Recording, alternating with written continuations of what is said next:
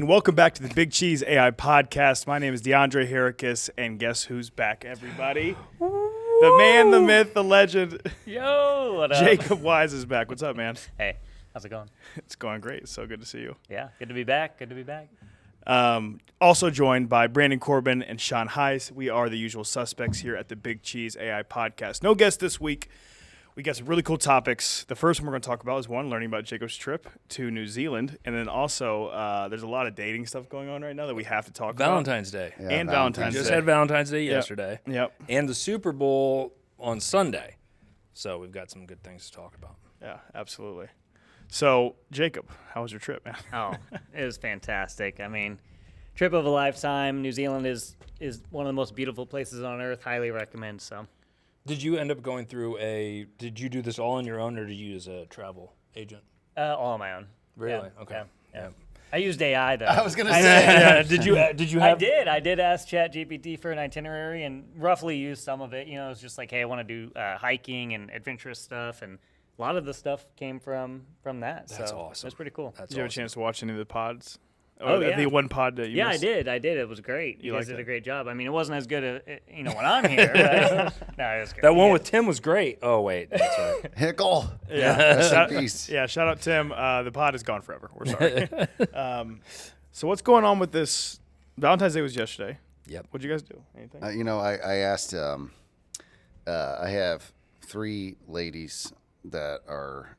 One is engaged. To be Oh, married, wait a minute, what? And then in our office, that are one's engaged and the other 2 are married. And I'm like, what are you guys doing for Valentine's Day? They're like, nothing. I'm like, oh. End of story. So I actually got a text message from my wife the day before Valentine's Day. Here, I'll just actually bring it up and we will just explain what it says exactly. This is a PG podcast. This is it's kind of like PG-13 when I'm talking. Let's not do any gifts or anything like that tomorrow. We can do something over the weekend. We're the big kids now. We don't need to fall victim for this made-up holiday and have any kind of pressure on ourselves. I'm just like, I love you. That's great, right? So yeah, that was like, so we did nothing. We hung out and watched some TV, and this weekend we'll go get some nice dinner. I think there's got to be a correlation. Is like if you plan something big on Valentine's Day, is it actually an indicator that your relationship isn't going very well? That's a very interesting question. I think that might.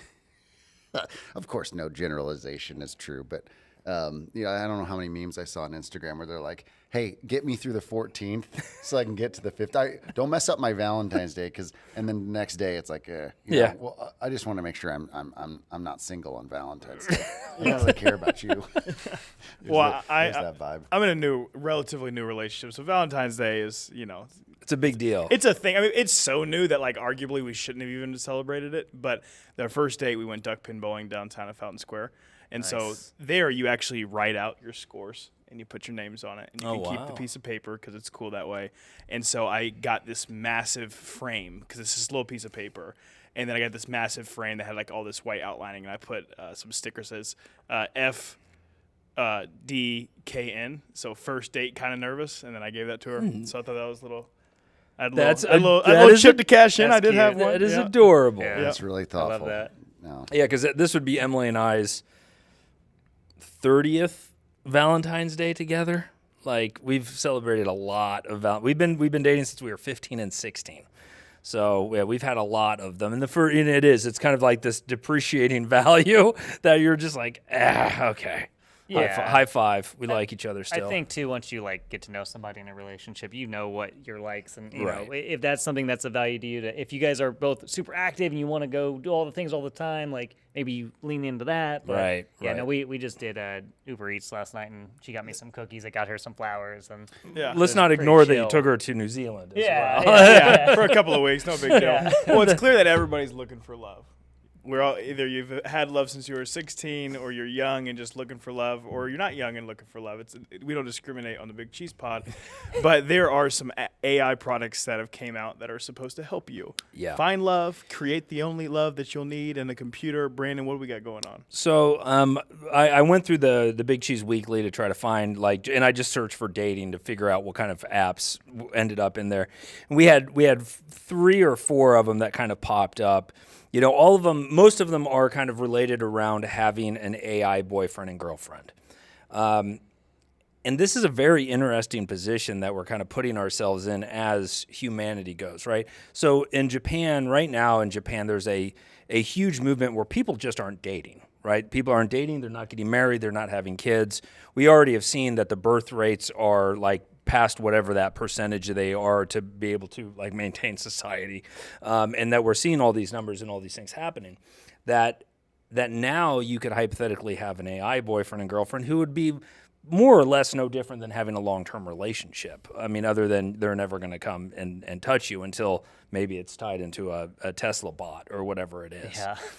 And so, yeah, we're in this very interesting position right now where more and more people are trying to look for this stuff. And it really seems like this is just going to pile on to the problems that exist within dating, the problem with men who don't want to date anymore and all of that. So yeah, it's kind of fascinating. But I did kind of delve into a couple of them. I even said, okay, I'm going to go use Olama, and I'm going to, because like most of like what everybody, if you really get down to the details here, on Reddit, all of the freaks really want is an uncensored chatbot that I can just go have and sext with this like AI robot. You used to have to pay, what, $1 a minute for A that? buck a minute. Is it? Oh, it's like the same as calling 1-900. It was back in the day, right? Yeah, see, like, yeah. 1-900, that was gonna get a charge. And so, like, if you're under like 20, 30, hell, even maybe like 30, the 1-900 number was never really a thing. Did you ever even hear about it before? Never. Okay. Oh, all right. So 1-900 numbers. This would be back in the back of your penthouse, your Playboy, or whatever. It would be a 1-900 number, and it's only $1.50 per minute. And you call these places up, and it's a girl who answers, and If you were watching, cable as a kid, as a 10-year-old Oh, yeah. kid, growing up, I was born in 1984. If it was 1993 and you're watching TV late night, there's going to be a 1-900 number commercial of some girls that are trying to get you to call them. And so it's like a reverse collect call. You basically call that number, and then they're just whatever number they want or a dollar amount. Card. They're right? Or how? No, it went literally through your phone service. So whatever your mom got the bill. Hey, you had a 45-minute conversation with 1-900. Let's actually talk about that. So the landline phone system, by the way, is the most resilient network it's system incredible. ever created. Okay, so it can handle almost infinite demand, and from a phone perspective, not when you turned it into your modem. That was a disaster. It still worked, but you had a system that basically had its own power.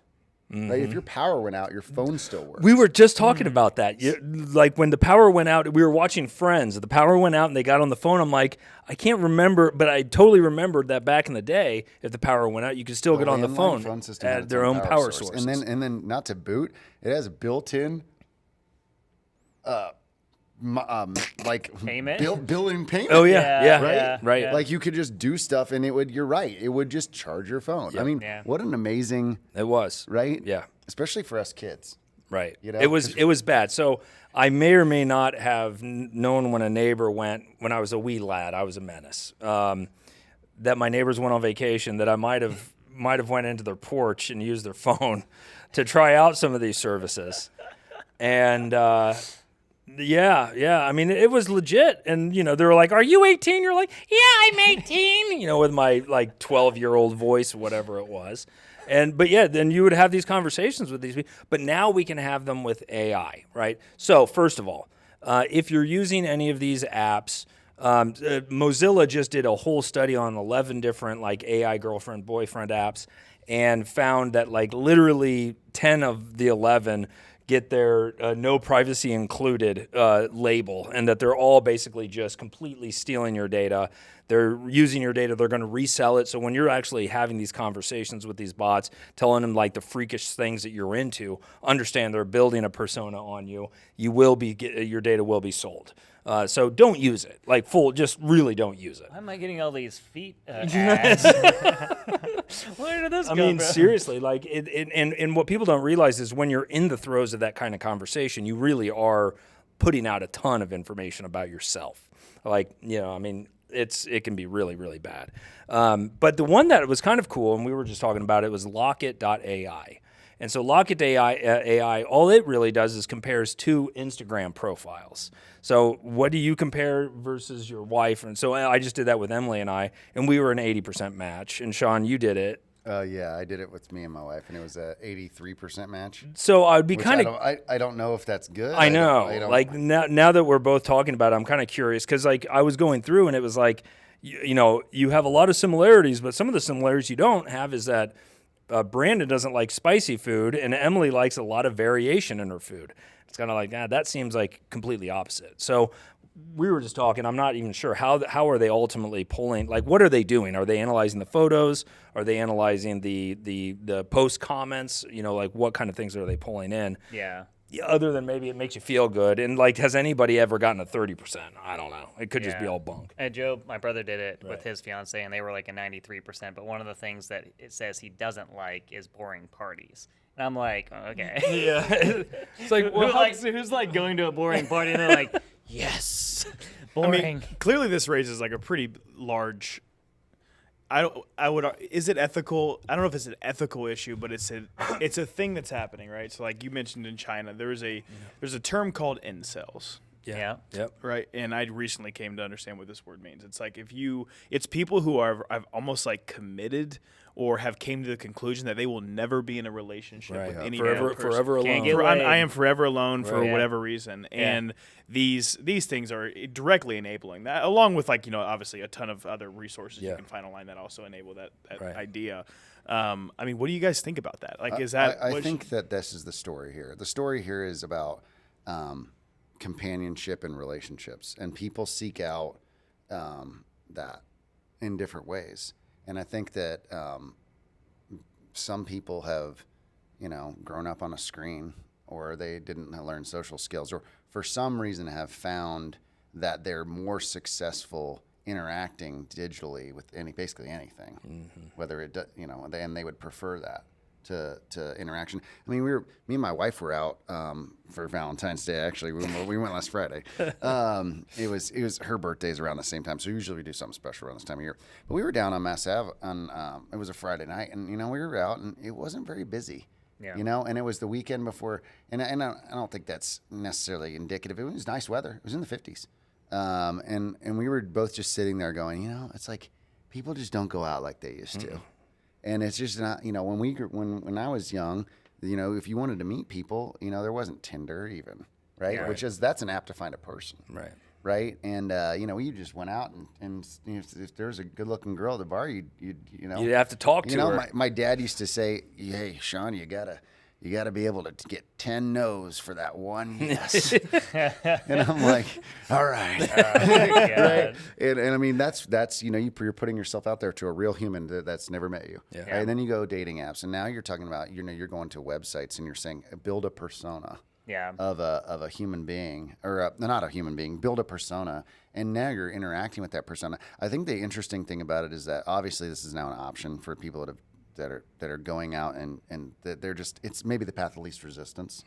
But I also think that there's this interesting piece where if people are naturally kind of selfish in a lot of ways, right? And so if you're sharing information with these chatbots, and they're really, they all those inputs that you're giving it, right? They understand, and their exclusive responsibility in that conversation is to you, to serve you and your needs, right? I mean, it's just firing off the dopamine. Everybody, exactly, right? Like, I mean, your reciprocation is basically what people want in relationships.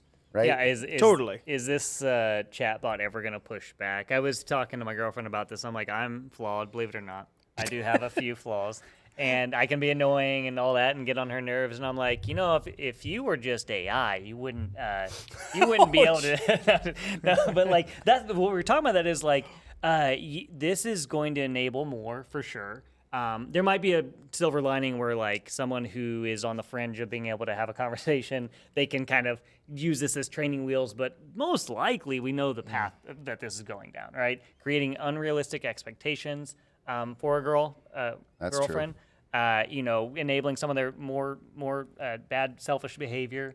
And it's just probably going to create more separation from reality for people who are already probably too far removed. And the other thing that you're seeing, and I was from some of the research that Brandon shared for podcast reviews, it's also accentuating some people's bad sides. Oh, yeah. Right? They're going to these chatbots and doing abusive things. Absolutely. Like yelling at them and like getting out their anger. Yeah. Like, Oh, and like the chatbot was like begging this guy to not dump her.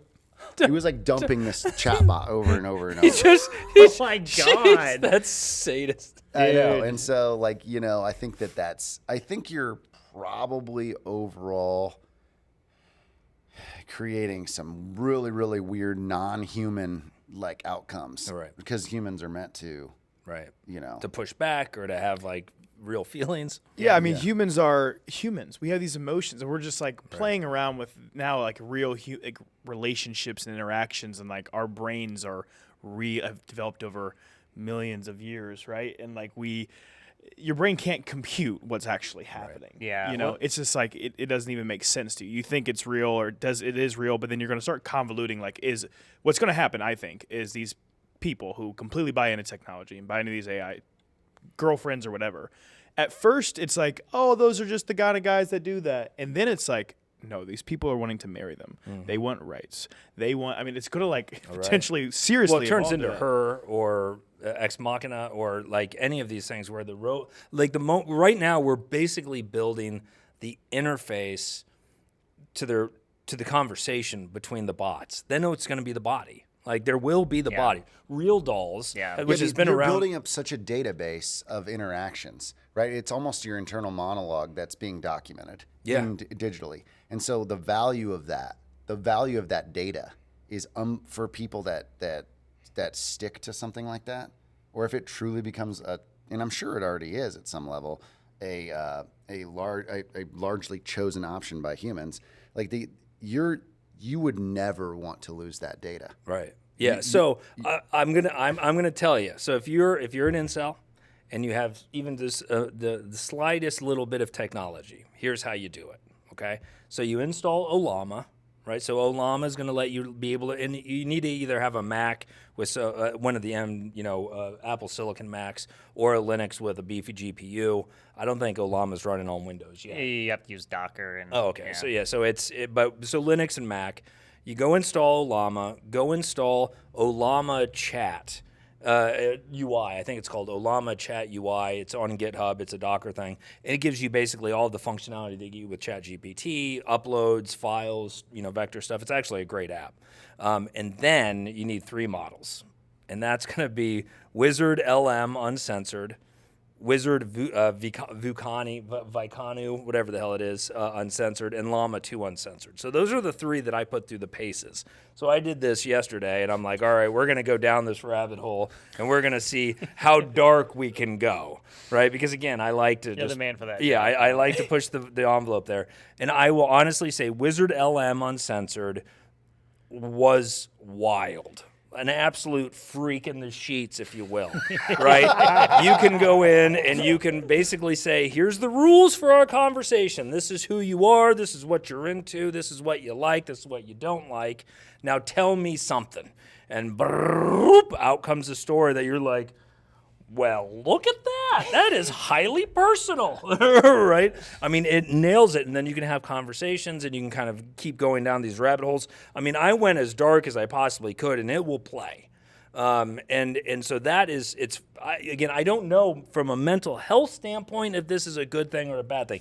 Feels kind of like a bad thing. Yeah. Well, to me, the ultimate, one of the ultimate goals in life is to go out, hit on a chick, go out, or if you're a woman, you dress nice, you get noticed. Right. And somebody comes and that's the ultimate, like people, like they think about, oh, I'm going to go play sports cause I want to get girls. Mm-hmm. Right. Yeah. Or I'm going to go work out cause I want the guys to notice me. And like, when you actually get that somebody to stay, that triggers this, it's the ultimate, your brain's telling you ultimately you need to reproduce because that's like programmed into the life. Humans like, well, we need more of you or else we're all going to be extinct. So it's like programmed into our genes and our brain. So like if you're just basically going out and just getting that dopamine for free. Yeah. Yeah. Like it's worse than porn. Yeah. Right. It is worse. I guarantee if we would overlay the adoption of porn versus the birth rate volumes that we have, we're going to see a direct inverse correlation between the two, right? Like all of a sudden porn comes out, and now all of a sudden all of our we're not just having as many babies, and that's going to become very problematic. This is going to take it to another level, right? So you've got these AI girlfriends. Now you marry that with the real doll technology that they're incorporating. If you guys don't know what real dolls is, they've been around since like early 1990s, I think, and they make sex dolls that are like as realistic as you've ever seen. If you saw one sitting on the chair, you'd be like, that's a real person, right? And kind of thing. They're now starting to incorporate robotics and machinery. So you can see you got these large language models that you can have conversations with. You've got Tesla's robot thing that they're building, and then you've got the real doll combination. All of a sudden, because these guys can't muster up the balls to go to the bar and say something to somebody. Yeah.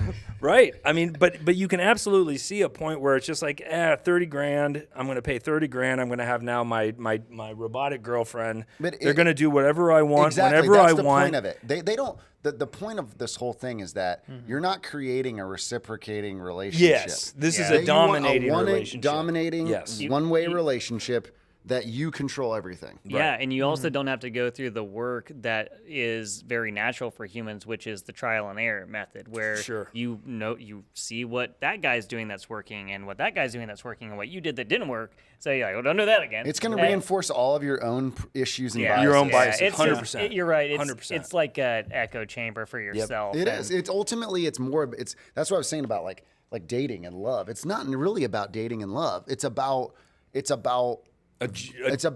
someone else that isn't you, even if it's not a real thing, validating your existence and your thoughts, right? Yeah. Or tapping into your like emotional needs, or your physical needs. Something that humans have done the thing that made us might break us. For real. Yeah. So the things that humans have been extremely good at, the thing that separates us from all other species, is that we are really, really good at solving our pains. Yeah. We've done it for all of time. It has evolved to where we're sitting here on cameras with mics on these cool chairs. We just have really solved pains and inconveniences. We've done it forever, right? Weapons, etc. We've just gotten so advanced now. At least what I'm hearing is like, when I heard you going out to the bars and like talking to 10 and getting 9 no's and 1 yes. Well, guess what? A lot of people see that as pain, right? So you're avoiding the pain of a real relationship. You're avoiding the inconvenience of being her or her leaving you on red and she's not responding, right? Because that doesn't feel good. So the alternative is just to not experience that pain. But it's just like we've never been at the point where you could the pain of being rejected by a girl can now be completely avoided. Well, I mean that's crazy. But prostitution has been around forever, right? Like so again, like with prostitution, you're paying them, to basically do the same kind of thing. You're paying them for sex, but you're not paying them for love. But I again, like, I don't think it's all about sex. I think this is about an ongoing monologue that serves different needs. Yeah, right. That sex is that one part of it. They know you, right? So what like marriage, like what do? You come home and you want to tell them about your day, right? You want to talk about your dog. You want to have sex. You want to plan something. You want to. It's just the basics of going back and forth, and that's why we have friends. But nothing usually replaces that romantic relationship that has that extra level, right? But usually there's some sort of an intimacy piece. But I think that this chatbot thing goes way beyond sex. I think it's companionship. Yeah. It's her. Sure. I want this ongoing internal monologue where all my thoughts go into this thing, and this person is guaranteed to like me. Yeah. Yeah, no, that's a good point. Is like true love, I think, is someone who knows all your flaws and still accepts you for who you are. This AI is definitely going to do that. I mean, they have no choice in the matter. And you get to make it look like, what was that? The Mozilla app that we were looking at, or the one that they reviewed? That Mozilla did not make this. It was the, what was the name of it? I sent you the URL. You basically go on there and you create a persona, and that person, you basically pay to have a relationship with an AI. Right. And that's the one that's hard. Is there like a quick button for ScarJo? Oh, I saw some of the pictures. Crush AI. on it or something. Yeah. Anyways, a lot of them are anime. like the personas. There's a weird overlap of the people who are building these tools who also are really into anime. What that is might just tell you something. I worked at a video store when I was a kid for a summer. Are we talking like Clerks kind of thing here? Yeah. Okay. But it was there was a store in Castleton where they sold movies, but they like sold a membership. I forget. I don't know what store. Family Video. It wasn't. No, it wasn't. It wasn't a rental. It was. It was an actual video store, and they had a huge anime section. And almost all their customers were anime, and the people that worked there. I mean, there were 35, 40-year-old guys that were just just straight up nerds. Yeah. Right. And I'm like, I never could relate to the people that worked there. I actually hated the job because they would try to get me to sell these memberships. And like, well, if you sell a membership, we'll let you work the cash register.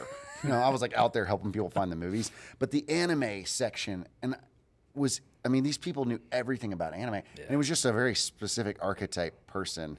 Yep. Can anyone tell me about this? Like, where did they? I have no idea where it started. No idea how it, but it's Japanese. But it's right? Japanese. It's Japanese. And there art, very is like I think Japan is going to be our prototype of like the collapse of civilization. Why would it have happened to Japan? Well, because ancient culture. Because I think traditions. that traditionally They had more time to solve pain. Well, maybe. But I think that traditionally you have Japanese or Asian men tend to not necessarily have like these hyper masculine traits, right? Like we have a lot of people in America who have these hyper masculine traits, or Africa that are 6'4", they're built like shit brick house or whatever. That there's a little bit more effeminate. That it almost feels like now that everybody has access to the internet, everybody's starting to get these visions of like what is masculinity, what is not masculinity, that there's less drive for people to kind of connect, right? I think there's also less differentiation. Japan is the most homogeneous population in the world. Right. So there's less diversity in Japan than anywhere else. But they're just not getting married. They're not having babies. I mean, think there's a lot of it though in Japan specifically is about their work ethic too, right? Like they work a lot of hours, Right. And there's not enough time for a family. You're right. And women right. too, They right? just- They're just as like driven and wanting to go to where just relationships just are Relationships not are very interchangeable. They have hotels where you just rent them by the hour, and that's Right. like a very normal thing. right. Again, like going back though, Doesn't like explain anime though. Well, I don't think we're gonna crack into anime, Yeah. okay? Somebody on Reddit, please Tell tell us. me Yeah. what the correlation between super nerddom, chatbot AI, and anime. Anime though, like in general, I think has very exaggerated features. Like I'm not going to go into the details, but it's like very youthful. Tentacles. Yeah, very Lots of tentacles. Yeah, and it's it's a little sci-fi. I think that's probably part of the allure, but I don't know. I feel like from the people that I've met that have really been in anime, it's and this maybe goes back to the whole AI thing. It's the world, it's the lore. Like if you watch, You get lost in the world. You get lost in the world, and that's Yeah. where they're trying to go. They're I'm trying to very get away. well, yeah. So I'm very well crossing anime with like hentai and some of the other more sexualized content. So where there is just a lot of just dudes who just love watching cartoons at 48, and I don't get Well, it. getting lost in worlds is a whole other topic for a different day, but I've been getting lost in the Elden Ring world for the past month and a half. Yeah. Really? That is the most insane video game of all time. Yeah, one game of the year last year is unbelievable. I've never played it, but I watched a lot of YouTube. But I've it's the only time I've never been a Reddit person, but now I'm on there and I'm like, okay, now I understand what Reddit's all about, because they have these sub communities that just get so uber dialed in and specific to a specific thing.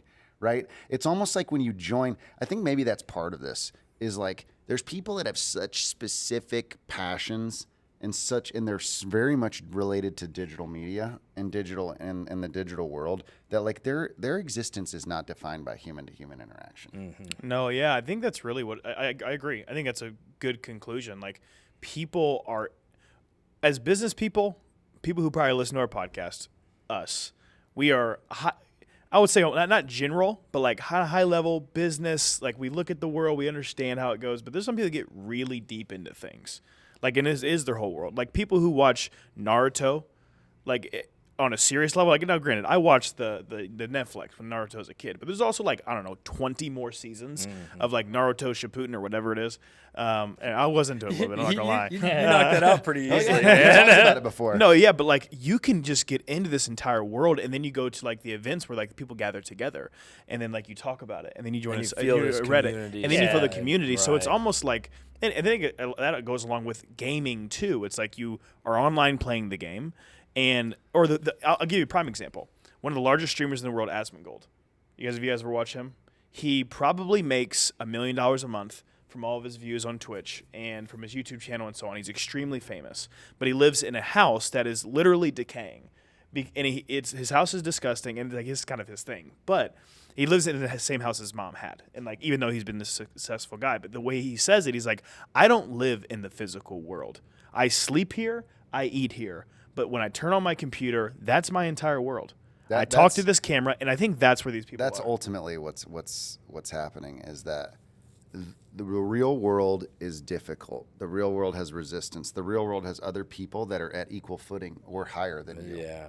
Right? And those people are your competition. Yeah.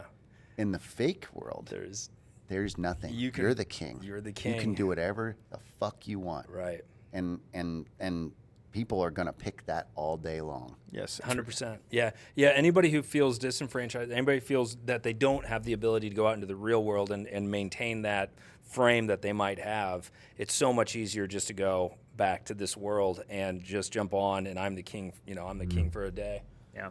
No, I think you hit the nail on the head. It's people that feel hopeless. Right. And we're all looking for love and companionship. Right. And, if you don't feel like there's light at the end of the tunnel and you're presented with a easy button, out of this world easy button, you're going to hit that easy button. Now, truth be told, when you start having these conversations with your AI open sourced Olama model girlfriend, after about 30 or 40 minutes, she's just going to start saying the same thing over and over again, no matter what you say. So they are not doing it nearly as good of a job to maintain like these super long threads. So the whole concept I was bringing up of like this is your lifelong her, it's not there yet. But what they're working on is, and more people are going to come up with better strategies to manage that memory. So instead of basically sending the entire conversation, back to the large language model to then figure out what the next thing is, maybe it's we're converting every single chat into a RAG architecture or vector, where we can look up similarities or something like that. And ChatGPT's talked about that in one of their most recent releases about better memory. Yeah. And I think that's going to be one of the big things you see in AI coming in the next couple of years is like, okay, we have the large language model. It has all this information. It can surf the internet. It can make images. But now, if it's coupling that with your data and it's able to build a long-term profile, that's the stickiness of the tool. Right. And the long-term memory was something that, so I built that in. I realized that pretty early on when I was building the original app of BigCheese, was that I needed a way for me to basically just give it some chunks of memory that it could always remember. So you could just say, hey, remember that remember that I'm gluten-free. And then it actually would create just this small little memory storage of just key value pairs that would always load up into the chat, so you could always have this kind of this long-term memory. But yeah, the bigger one will be actually coming up with a really reusable memory that can expand 3 or 4 weeks of conversation, right? Because literally after 30 minutes, it's like, oh, and I was like, you just said that. And I'm like, tell me something different. It's like, says the same exact thing. It's like, meh. So I think it's a good segue to the real world because we had the most watched television event in the history of the world on Sunday. Was it the most watched? Yep, Super Bowl. So this Super Bowl was the most watched event in television history, which is actually really surprising considering. Did you watch the season finale or the series finale of MASH in 1981? Over 100 million. That was for just always bring that up. That was the most watched. It was over 100 million. Fact check me on the date and the numbers, but that was the most watched event in television history for a long, long time, which was a sitcom, by the way, about a medical crew in Vietnam. Anyways, but the reason why I bring that up is 125 million. 125 million. Yeah. And that's pretty much was close to the numbers for this Super Bowl. And that record stood for a long time. And in all the world of streaming, in all the world of, I mean, it just shows how dominant Taylor Swift is. No, for sure. Right? But the reason why I think we asked everybody to kind of think about AI and think about everything that's going on as related to the Super Bowl. And I think that you were talking about living in the virtual world. The Super Bowl is the reflection of the peak of the real world. And I think also with the Super Bowl, it's not just about the football game. It's about the commercials. And Andre and I were talking about on the way to work out, I think it was Monday or Tuesday, we were talking about the difference between like how AI played out at the peak of civilization. And honestly, AI playing out at the peak of real world civilization was a fucking laughing stock. Yeah. That's all it was. Yeah. Right? Yeah. It was the minions, Yeah, the minions. laughing about how bad AI video Right. generation Yeah. is. I loved Right? I loved the one where they have like 7 or 8 fingers, and I'm like, They're yeah, all they there. still don't know have that figured out. But So there was the two ladies, it was like the people dancing that had 3 legs, like legs sticking out of their crotch or whatever. Yeah. And the minions are just laughing so hard. And then you see at the other side of it, I mean, I don't think I've ever seen better commercials. Like the way they shot, I think Temu spent $21 million for their ads. Yeah. And by the way, I think a lot of their stuff is actually generated by AI. It looked like it. There, and we'll get into that because I want to talk about that. I didn't even know what that was until the things. But like when you talk about like actual human creativity, there was some really, really well done stuff that AI wouldn't be able to create anytime soon. And do you think that's a lot of that is maybe attributed to enablement of human creativity by some of these tools, or do you just think we're just getting that much better? I don't at all. Actually, I mean, I think they probably did use some of that, Yeah. maybe. But I think that you're talking about the best. Your AI, generalized AI, is not going to beat the best director, the best writer, the best cinematographer, the best actor, the most, The guys you hire to make a $7 million video. Right. Yeah, no way. not- That no, yeah. agency's kicking AI's ass. I couldn't see now, Yeah. and this is a problem because I couldn't tell you what the brand was. But the football players who were the Eagles, like where they were flying, Oh, yeah. that was hilarious. I mean, like the execution was good, like the quality, like that was. But I couldn't, for the life of you, I could not tell you what brand it was, other than like you just they're all literally all these football players like trying to fly like eagles, and they're landing in trees and all this shit. I mean, Yeah, I you, think you see the peak of like creative genius, right? You have these people spending millions on the videos, then you have Kanye, Yeah. who it looked like he was in some factory in like Taiwan. I mean, you had no clue where he was, but he gets on there. This is a genius, right? A little wait, bit he crazy. was in a commercial? Yeah, he had a commercial. Oh, It he was like did? a short that what? it was like a reel or something. That He made. literally shot it. He paid $7 million, and he literally gets on the video and says, "We spent all the money for this video on just making the ad for the Super Bowl. So anyway, it's Ye here. I want you guys to go check out .com." Sold $25 million for the product right then. My favorite part was he was like, "Yeah, the website's got shoes and." Shoes, I guess. Like I feel it's probably a little scripted or Did whatever, you hear but that? it was that Taylor hilarious. got him supposedly kicked out of the game. No, Yes, really? I heard Yeah, that, yeah. Supposedly he was. That's like, too much power. Yeah, yeah. There's a lot of rumors about that. But speaking of results, so if you want to spend $7 million on a 30-second spot, right? I think Is that how much it is? I think that's what it $7 was. million for a I think 30 Temu second had spot. three of them. They spent 21 mil. Yep. I think it was something like that. $7 million a piece. That was what it was. Guess what the number one app download on the App Store this week is? Temu. Copilot and Temu. Really? Yep. So that shit works. Marketing works. And marketing, it's hard to get an audience right now, and for the NFL, like they're laughing right now because they've got a whole new audience that's getting pulled in, right? And everybody's just captivated. And if you can actually get these eyes on things, I mean, everyone's like, "What's the ROI? What's the ROI?" Well, there's your ROI, right? Yeah, I just think it's wild, like what Taylor Swift has been able to do for as long as she's been able to do it, and basically look like the exact same person.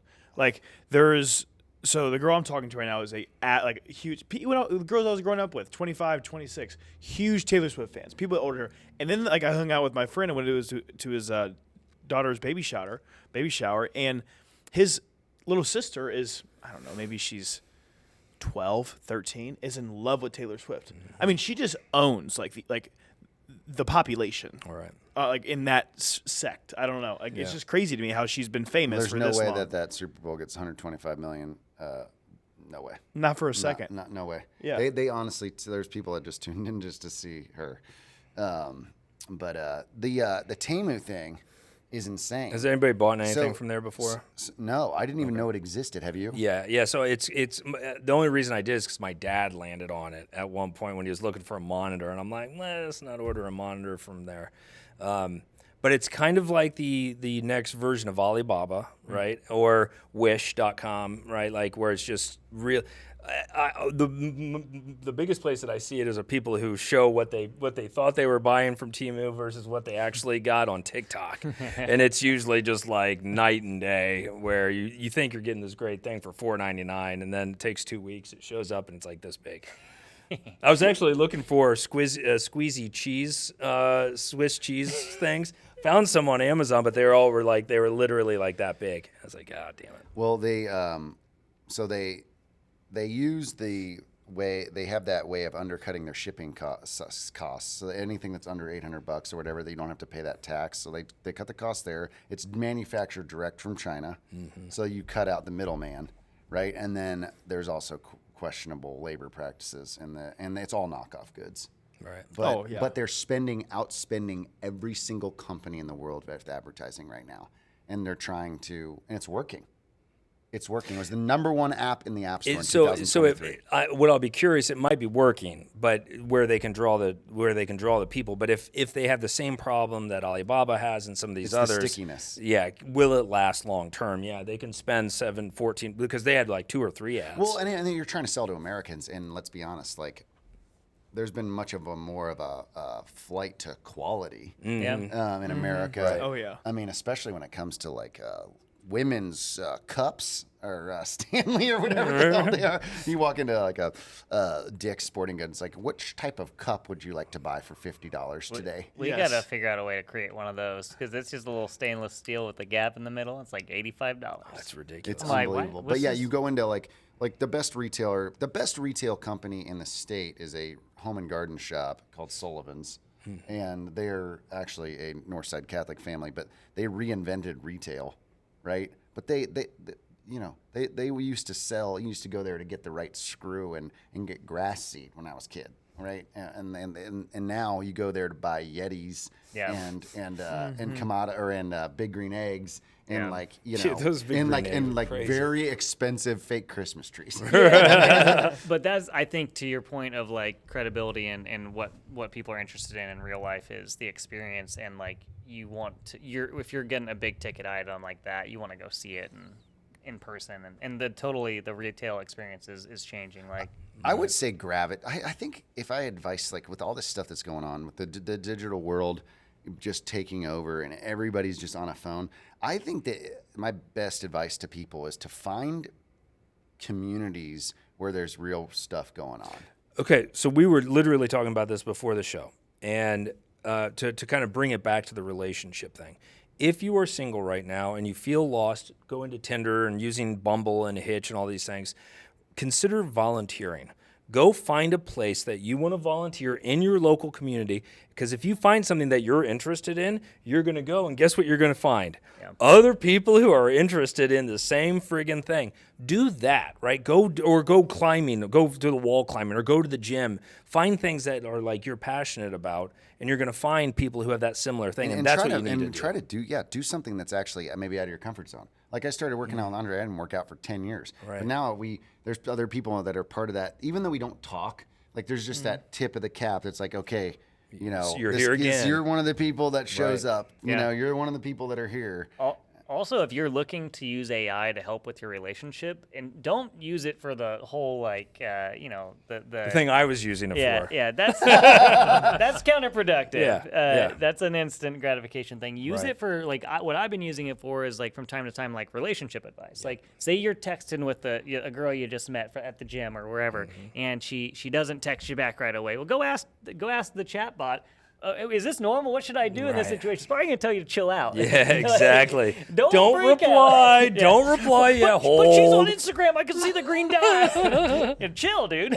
But Yep. use it for stuff like that where you can use it as a sounding board and to quiet that part of your brain that's maybe freaking out a little bit because it's emotional and reactive. That is 100% true. It's going to. So we were talking about this earlier, that I had a similar thing where I was trying to figure out how to best basically have a conversation about this topic with my wife. Right? I'm all emotional. I'm whatever.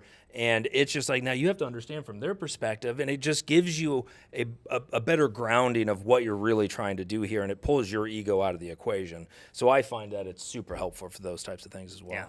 Also, the note that I would say is there's a lot of content out there that's going to tell you everything that you think you want to be hearing because that's what gets people to listen to their content. But I'm talking more to the guys. I feel like a lot of guys fall in this bucket, and it's like if you go out there, like girls are also lonely too, like they're looking for love too. Right. You don't have to be the big thing that's going on right now is like you need to be 6 foot or taller, make at bare minimum 250, 100 grand. I saw this one video. This girl was like, "How much do you make a year?" I mean, at least 500. I'm like, at least 500. Like what do you bathe in? Gold? Like I don't understand. But seriously, like people are interested. But yeah, going to the gym, just even getting in and around other people, you'll build relationships, and I think that's actually what. Going back a lot of podcasts ago, what I was saying, I think the future that I would like to create is one where even as we go super digital, creating real spaces for people to come together and experience stuff together. Because that's just cool. Like Sean and I go to the gym every single morning. Kind of like a podcast studio. Kind of like a podcast studio. Stay tuned for that. That'll be for a future conversation. That's right. Well, everybody, this was the BigCheese AI Podcast. Again, I am DeAndre Herricus, joined by Sean Hayes, Brandon Corbin, and Jacob Wise. Thank you for tuning in. We'll see you guys next week. Fun. Oh, please I work. like to play.